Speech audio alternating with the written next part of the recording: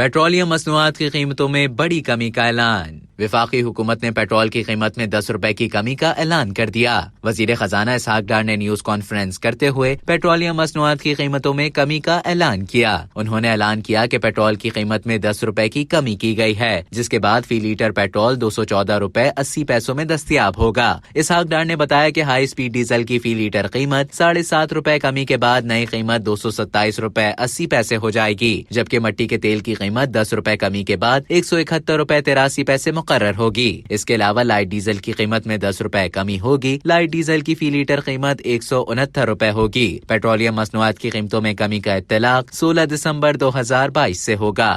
अब तक के लिए इतना ही। मजीद खबरों और न्यूज अपडेट्स के लिए डेली जंग के YouTube चैनल को सब्सक्राइब करें और फेसबुक के पेज को लाइक करना ना भूलें।